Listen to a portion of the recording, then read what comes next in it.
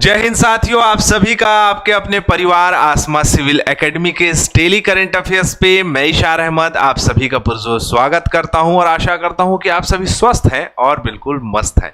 मेरे प्रिय साथियों, कल करंट अफेयर नहीं आ पाया था क्योंकि टेक्निकल प्रॉब्लम की वजह से भी वीडियो नहीं बन पाया था और मुझे जो है अर्जेंट कहीं जाना पड़ गया था किसी कारणवश।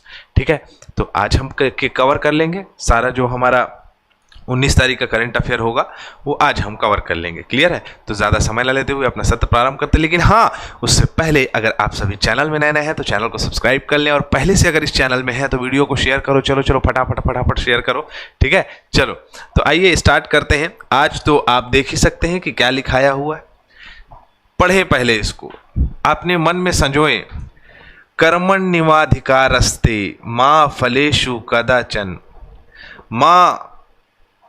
माँ कर्म फले हेतु भूमा ते संगो अस्त कर्मणि। अर्थात मेरे प्रिय साथियों कि हमें कर्म पे ध्यान देना है। आइए इस पे फिर से जोर दें। तुम्हारा अधिकार केवल कर्म करने में है, उसके परिणामों में नहीं। कभी भी कर्म फल के बारे में मत सोचो और ना ही कर्म करने से बचो। मेरे प्रिय साथियों, जितना ज़्यादा आप कर्म पे बल लगाएंगे उतना ज़्यादा आप निखरते जाएंगे और कर्म के फल में भी हमें ध्यान नहीं देना है। हमें कर्म पे ध्यान देना है। अगर हम कर्म अच्छा करेंगे तो फल हमें पता है कि उसका अच्छा ही मिलेगा। अर्थात हमें अपनी कंसिस्टेंसी, अपनी पढ़ाई अच्छी तरीके से करनी है जो हमारा कर्म है। तो ज़्यादा समय ना लेते हुए अपना सत्र प्रारंभ करते हैं। आइए चलें। लास्ट टाइम जो मैंने प्रश्न पूछा था, संविधान के किस अनुच्छेद के तहत मणिपुर में राष्ट्रपति शासन लागू हुआ है? तो राष्ट्रपति शासन मतलब आर्टिकल 356, मतलब आर्टिकल 356 के तहत मणिपुर में क्या लग गया है? तो मणिपुर में राष्ट्रपति शासन लगा हुआ है। ठीक है, चले आगे। ये क्या हो रहा है भाई? विश्व सामाजिक न्याय दिवस कब मनाया जाता है? तो विश्व सामाजिक न्याय दिवस मनाया जाता है हर साल 20 फरवरी को। क्या होता है भाई सामाजिक न्याय? सामाजिक न्याय मतलब कि किसी भी प्रकार की असमानताएं, लिंग पे आधारित, धर्म पे आधारित, समाज में गरीब और अमीरी पे आधारित, इन सभी असमानताओं को दूर करने के लिए आज 20 फरवरी को विश्व सामाजिक न्याय दिवस मनाया जाता है। मेरे प्रिय साथियों, मन से ये बात निकली है तो मैं आप सभी को बता दूं कि जीवन में कभी भी किसी भी व्यक्ति को इन आधार पे नहीं तौलना चाहिए। जैसे गरीबी और असमानता से लड़ना। जो व्यक्ति गरीब है वो जानबूझ के गरीब नहीं है, समझ रहे हैं मेरी बात? और जो गरीब है उसकी भावनाओं के साथ कभी नहीं खेलो। अगर उसकी भावनाओं के साथ खेलोगे तो याद रखिएगा, समय का पहिया जो है वो दिन प्रतिदिन बदलते रहता है और समय का जो वार होता है, समय का जो मार होता है, उसमें दर्द बहुत होता है लेकिन आवाज़ नहीं आती। अर्थात हमें कभी भी किसी भी प्रकार से किसी में गरीब और अमीर से उसको तुलना नहीं करना चाहिए। सभी के लिए अच्छे काम के अवसर सुनिश्चित कराना। अर्थात हमें हमेशा अपने साथी, अपने दोस्त, अपने अहबाब, इवन दोस्त और जितने भी मित्रगण हैं उनको भी हमारे प्रति ये नेचर होना चाहिए कि अच्छे से अच्छा काम करें हमारे दोस्त आसपास के, जिससे कि अगर आपका जो संगत रहेगा वो बेहतर होगा तो आपकी भी संगत बेहतर होगी। क्लियर है? मतलब आपका भी आदत जो है वो बेहतर होने लगेगा। मेरे कहने का मतलब ये है। ठीक है, चलो। लैंगिक समानता को बढ़ावा देना नहीं देना है। लैंगिक असमानता जो फैलाते हैं, लड़की है, लड़का है, टूरा है, टूरी है ना, ये सब सारी चीज़ों को दूर करना है। क्लियर? भेदभाव नहीं करना है। क्या हिंदू, क्या मुस्लिम, क्या सिख, क्या ईसाई, सब है आपस में भाई भाई। ठीक है, चले आगे। तो कौन है हमारे भारत के नए मुख्य चुनाव आयुक्त? ज्ञानेश कुमार जी हमारे भारत के नए क्या हैं? तो चुनाव आयुक्त हैं। ठीक है। 1988 बैच के आईएएस अधिकारी हैं, बहुत सारी इनकी ख्याति है, बहुत सारे कार्य कर चुके हैं अलग अलग क्षेत्र में। पद ग्रहण तिथि 19 फरवरी 2025 को रही है इनकी। द्रौपदी मुर्मू जी ने इन्हें जो है आपको मंजूरी दी है, और जो है आपका नरेंद्र मोदी जी की अध्यक्षता में 3 सदस्यीय चयन समिति द्वारा 17 फरवरी को इनको बनाया गया है, ज्ञानेश कुमार जी को चुनाव आयुक्त। ठीक है। 2025 में बिहार विधानसभा चुनाव करवाया इन्होंने। 2026 में जो है 2025 में विधानसभा चुनाव करवाएंगे। 2026 में केरल, पुडुचेरी, तमिलनाडु और पश्चिम बंगाल विधानसभा चुनाव होगा इनके नेतृत्व में। 2029 में लोकसभा चुनाव होगा। तो देखने को मिलेंगे कौन? तो ज्ञानेश कुमार। क्या नाम है इनका? ज्ञानेश कुमार। क्लियर। चले आगे। अगला प्रश्न हमारे स्क्रीन पे ये रहा, हाल ही में आदि महोत्सव 2025 का उद्घाटन किसने किया है? तो किसने किया है? आदरणीय सम्माननीय भारत की प्रथम नागरिक राष्ट्रपति द्रौपदी मुर्मू जी के द्वारा ये उद्घाटन किया गया है। ठीक है, तो ये याद रखना है, इम्पोर्टेंट है। क्या है आदि महोत्सव? तो आदिवासियों के कल्याण के लिए, आदिवासी समाज के कल्याण के लिए भारत में राष्ट्रीय और अंतर्राष्ट्रीय स्तर के सुविधाओं को इनको प्रोवाइड कराना, जिनसे कि इनकी जो है जो कलाकृतियां हैं, इनकी जो मतलब आपका आर्ट एंड कल्चर है इनका, उनको बढ़ावा मिल सके। ठीक है, तो क्या क्या है इसमें देखिए, क्या क्या इसमें प्रोग्राम होना है, कब से कब तक होना है। तो 16 फरवरी से 24 फरवरी तक ये चलेगा। ठीक है। नई दिल्ली में जनजाति कारीगरों द्वारा लाइव पेंटिंग सत्र होगा।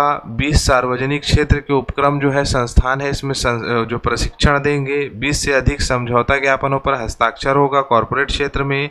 राज्य और अंतर्राष्ट्रीय मंडपों में जनजाति शिल्प प्रदर्शनी होगा, है ना। 8 प्रमुख ई कॉमर्स प्लेटफॉर्म ब्रांड एकीकरण होगा इसमें।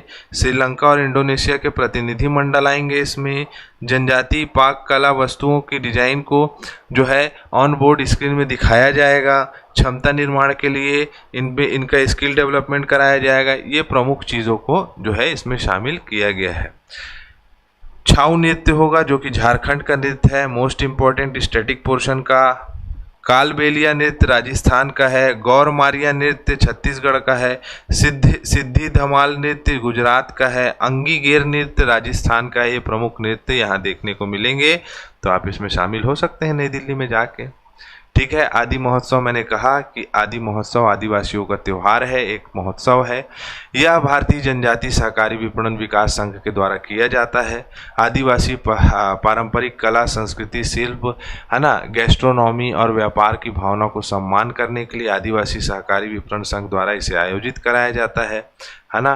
ट्रैफिड the tribal cooperative marketing development foundation of India इसका सहयोगी है। 1987 में इसकी स्थापना हुई है। नई दिल्ली में मुख्यालय है। जनजाति लोगों को ज्ञान, उपकरण और सूचना के माध्यम से सशक्त बनाना ट्रैफिड का उद्देश्य है। ठीक है, चले आगे। अगला प्रश्न हमारे स्क्रीन पे ये रहा, भारतीय लघु उद्योग विकास बैंक और फ्रांसीसी एजेंसी के बीच में कितने मिलियन डॉलर का ऋण सुविधा समझौते पर हस्ताक्षर हुआ है? तो $100 मिलियन का जो है ऋण सुविधा प्रदान करेगी फ्रांसीसी एजेंसी।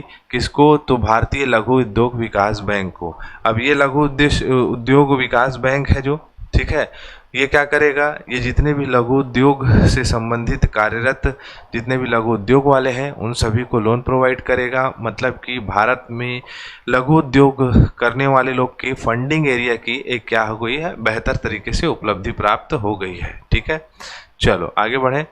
अगला है हमारा प्रश्न स्क्रीन पे ये रहा, धर्म गार्जियन सैन्य अभ्यास किन दो देशों के बीच में आयोजित किया जाता है?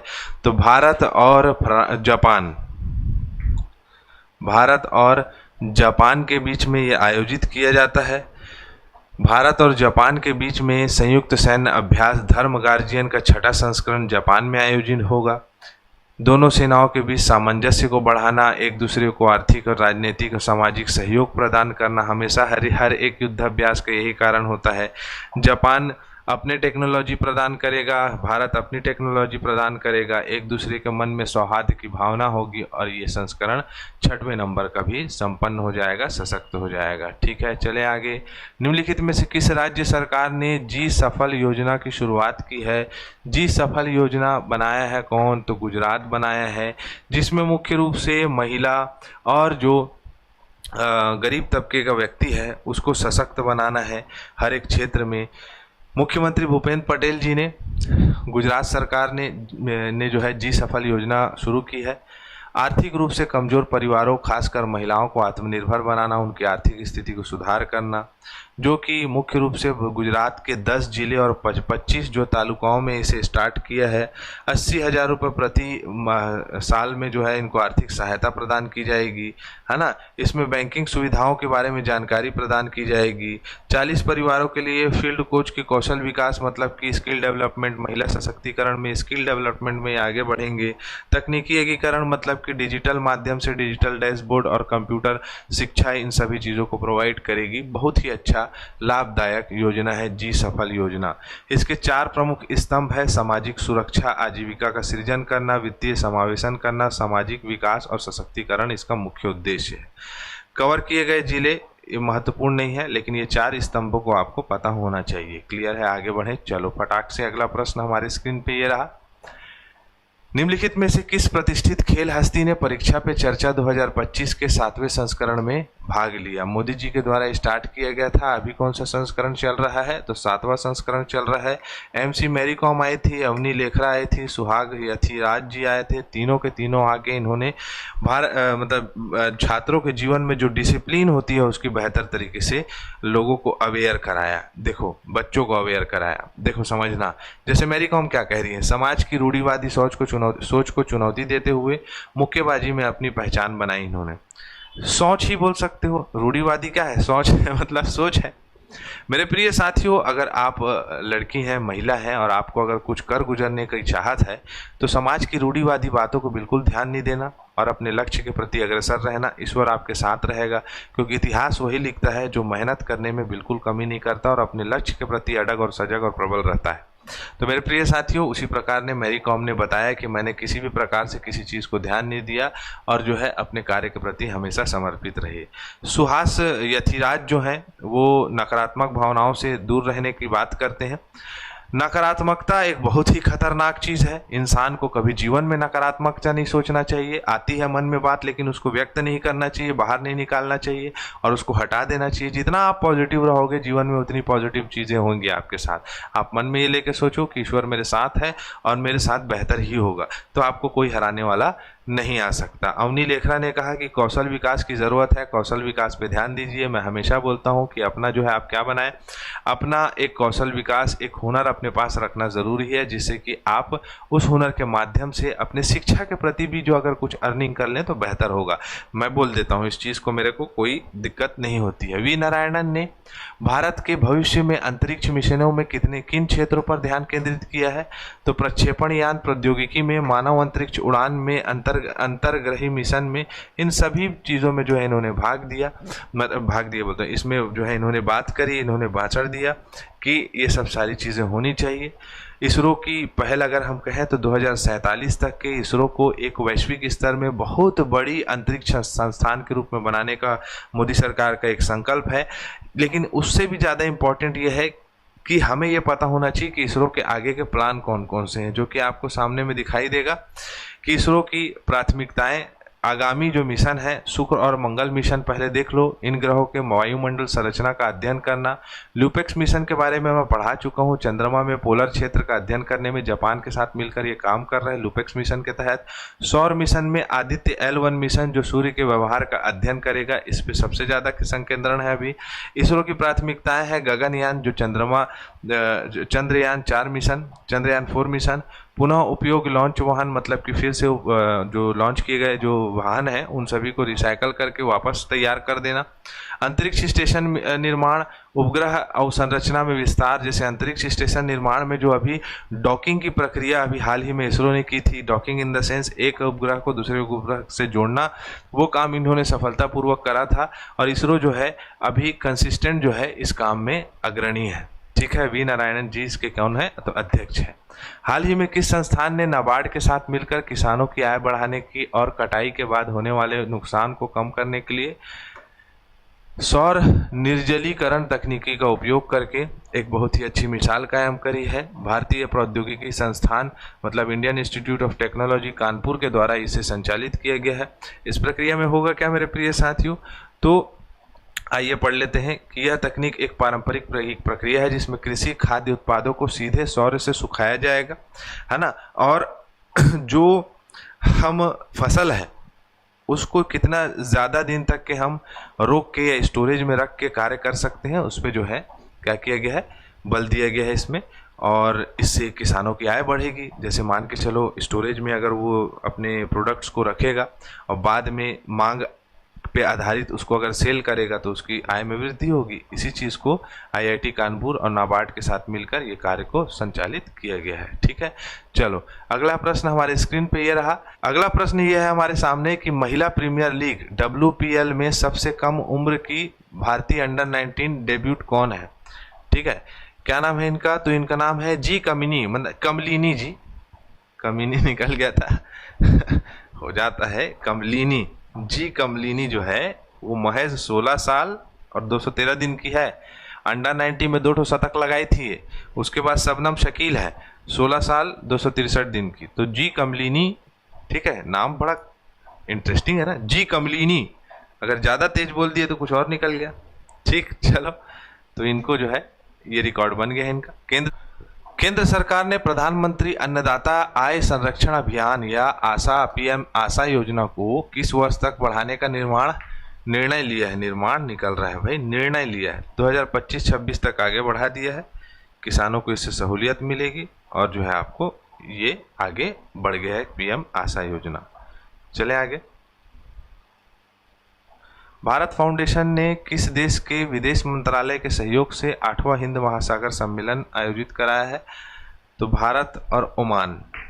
ओमान एक गल्फ कंट्री है, उसके माध्यम से विदेश मंत्रालय के सहयोग से 8वें हिंद महासागर सम्मेलन आयोजित किया गया था, जहां पर S जयशंकर जी जो हमारे विदेश मंत्री हैं उन्होंने प्रतिनिधित्व किया और समुद्री साझेदारी में एक नई क्षितिज यात्रा या हम किस प्रकार से नए नए इनोवेशन कर सकते हैं उस पर चर्चा की गई है हिंद महासागर में स्थित जितने भी देश हैं।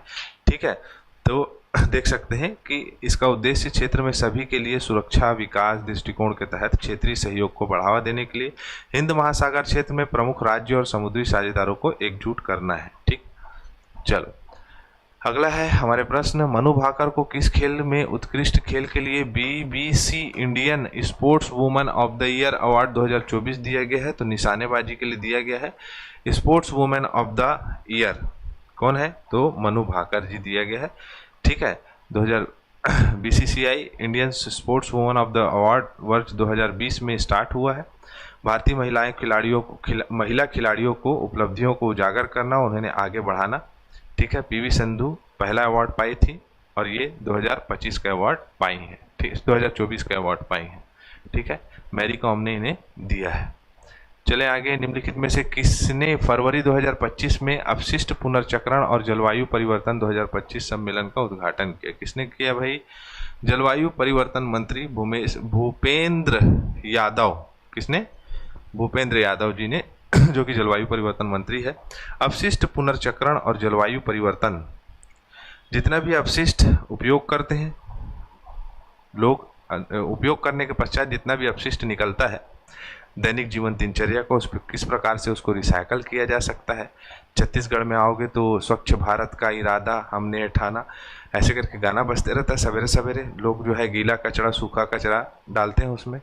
तो वैसे ही अपशिष्ट प्रबंधन के लिए ये सम्मेलन हुआ था, जिसमें भारत में जो अपशिष्ट से होने वाले जलवायु परिवर्तन के कारण को सामने रखते हुए उस अपशिष्ट पुनर्चक्रण को बेहतर तरीके से सामने रखा गया और उस पर डिज़ाइन करने के लिए कार्य किया जा रहा है। अब जो है आपके सामने दिखाई दे रहा है रिवीजन। हाल ही में मित्र नामक प्लेटफॉर्म किसके द्वारा लॉन्च किया गया है? तो भारतीय प्रतिभूति विनिमय बोर्ड के द्वारा। CA चरणजोत सिंह नंदा और CA प्रसन्न कुमार DG को भारतीय चार्टर्ड अकाउंटेंट संस्थान के अध्यक्ष और उपाध्यक्ष के रूप में नियुक्त किया गया है। चीन समुद्र के अंदर दक्षिण चीन सागर में एक अंतरिक्ष स्टेशन संचालित कर रहा है और तीसरा देश बन गया है अमेरिका रूस के बाद। प्रोजेक्ट वाटर 50,000 किलोमीटर लंबी अंडर सीज केबल बिछाने का काम चालू कर दिया है मेटा ने। यूएस इंडिया कॉम्पैक्ट के माध्यम से अमेरिकी राष्ट्रपति डोनाल्ड ट्रंप के साथ बैठक के दौरान ये नई पहल शुरुआत की गई है। ठीक है, हाल ही में सिसिल के निकट भूमध्य सागर के नीचे वैज्ञानिकों ने किस कण को खोजा है? तो न्यूट्रॉन को खोजा है। आइंस्टाइन रिंग देखा गया है दूरबीन से, जो कि बहुत ही दुर्लभ है। थाईलैंड में फरवरी 2025 में संवाद का चौथा संस्करण कहाँ आयोजित किया गया था? तो थाईलैंड में करा गया था। विश्व मानव आत्मा दिवस कब मनाया जाता है? तो 17 फरवरी को मनाया जाता है। आप लोगों के लिए प्रश्न है, हाल ही में केंद्र सरकार द्वारा बाजार हस्तक्षेप योजना के दिशा निर्देशों में संशोधन किया गया है। यह योजना निम्नलिखित में से किस योजना का घटक है? यह आप लोगों के लिए प्रश्न है। यहाँ हमारा सत्र कंप्लीट होता है। मैं इसी के साथ इजाजत चाहूंगा। जय हिंद, जय भारत।